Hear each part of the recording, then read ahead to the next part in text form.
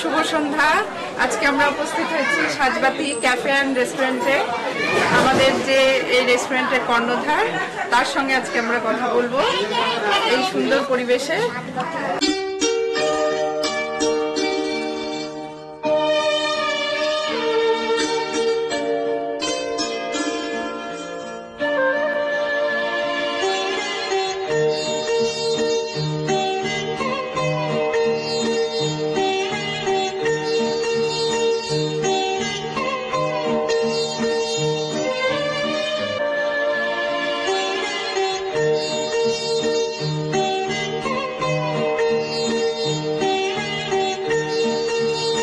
উপস্থিত আমাদের কর্ণধার অভয়নাথ সীমা চ্যাটার্জি।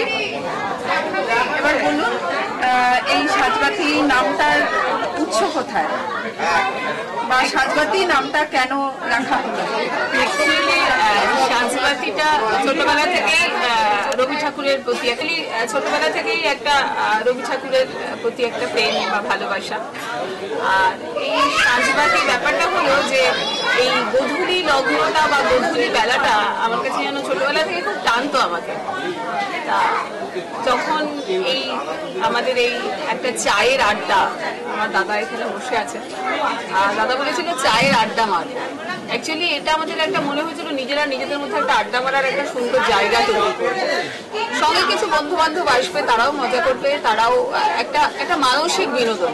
একদম ভালো। হ্যাঁ, তবে এই যে শহরের চাকচিক্যময় এত সুন্দর ঝলমলে পরিবেশ ছেড়ে এখানে এক গ্রাম্য পরিবেশে সুন্দর বাঁশের বেড়া দিয়ে তৈরি এইরকম জায়গাটা কেন হঠাৎ করে মাথায় কেন আসলো?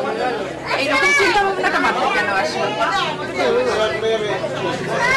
ব্যাপারটা হচ্ছে যেটা বললাম, আমরা এটাকে ভেবেছিলাম একটা নিজেরা আড্ডা মারবো, একটা মাইন্ড রিফ্রেশমেন্টের জন্য অবসর সময়টা আমরা কাটাবো সব একসাথে, তাতে বন্ডিংটা থাকবে।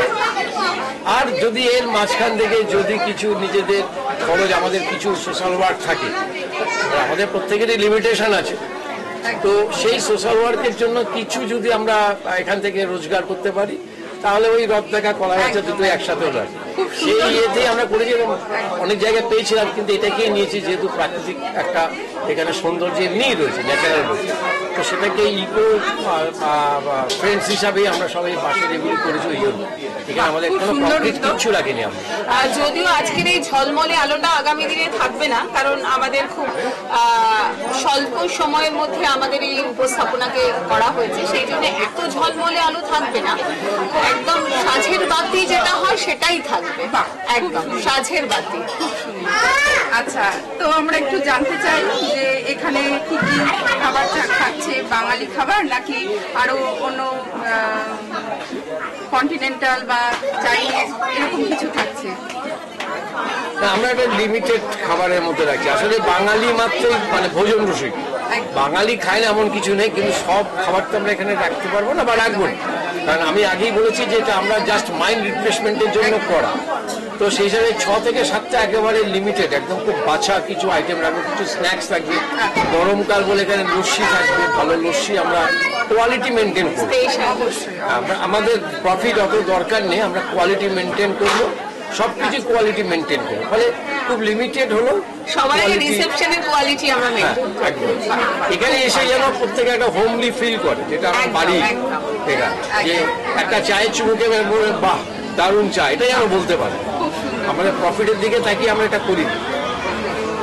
আচ্ছা, আপনাদের এই তো আজকে পয়লা বৈশাখ এরকম আজকে উদ্বোধন হলো, তো আর কি পরিকল্পনা আছে যে এটা বাড়াতে?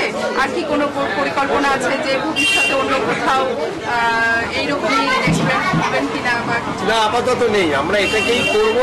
যদি দেখি যে না মানুষ সাড়া দিচ্ছে আমাদের ডাকে, তাহলে এটাকে অন্যভাবে আমরা পরিকল্পনা, আরো কিছু উইংস আমরা করি। যেমন অনেকের আছে ম্যান পাওয়ার কর, কারো বাড়ি থেকে ছোট অনুষ্ঠান 20 জন 25 জন হয়তো নিমন্ত্রিত হবে, আমরা সেই জায়গাতে একটা অফার দিতে পারি যে আমরা এই সপ্তাহে এটা একটা আমাদের ইচ্ছা আছে, কিন্তু সেটা ভবিষ্যতে না, আগে এটাকে দেখতে হবে মানুষের মধ্যে আমরা কতটা নিয়ে যেতে পারছি, মানুষ কতটা আমাদের আপন। আমাদের প্রথম লক্ষ্য হচ্ছে মানুষের মনে নিজেদেরকে প্রতিষ্ঠা করা যে হ্যাঁ আমরা একটা ঘরোয়া পরিবেশে গেছি, এরা সবাই আমাদের রেডি, এটা যেন আগে হয়, এটা আমাদের ফার্স্ট লক্ষ্য থাকবে এটা। বাহ, খুব সুন্দর উদ্যোগ, খুব ভালো লাগলো। আচ্ছা, আরেকটু জানতে ইচ্ছা করছে যে এখানে আইটেম কি কি থাকছে?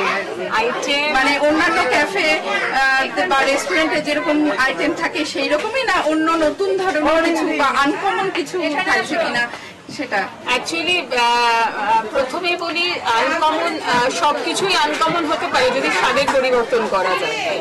আমার কাছে সবটাই যেন অন্যরকম লাগে, মানে লস্যি আমরা অন্য জায়গায় খাই বা সেই লস্যিটাকেই আমি আনকমন করতে পারি যদি লস্যির টেস্ট আমি বদলে দিতে পারি, তাই না?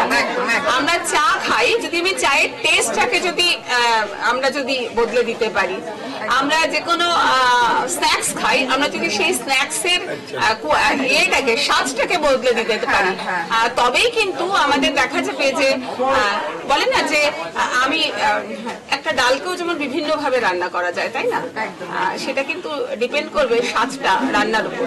এক্স্যাক্টলি সেরকমই ভ্যারাইটি বলতে এখন ওরকমই chicken finger, lassi, pakora, veg pakora, chicken pakora, তারপরে দই বড়া, তারপরে পাপড়ি চাট আছে, পাপড়ি চাট আছে, চায়ের মধ্যে কিছু ভেরিয়েশন থাকবে, তারপর কর্ন পিৎজা, কর্ন পিৎজা, এগুলি কিছু কিছু আইটেম থাকবে, কিছু কিছু জিনিস থাকবে, মানে সবটা আমরা মানে ডিসক্লোজ করছি না, এটা গোপন থাকছে আর কি, এটা সারপ্রাইজ দেওয়ার জন্য। ভবিষ্যতে দেখা যাবে আরো কি কি করা যায়।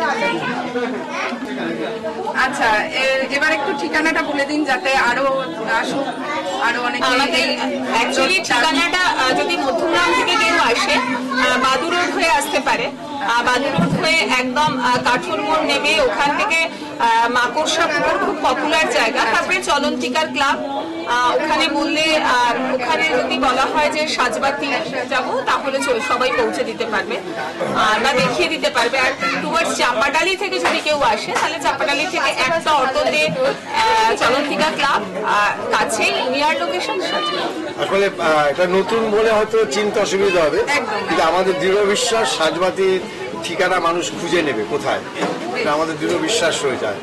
ভবিষ্যতে আমাদের এটাই আমাদের টার্গেট, যে মানুষ যেন খুঁজে নেয় কোথায় সাজবাতি আছে।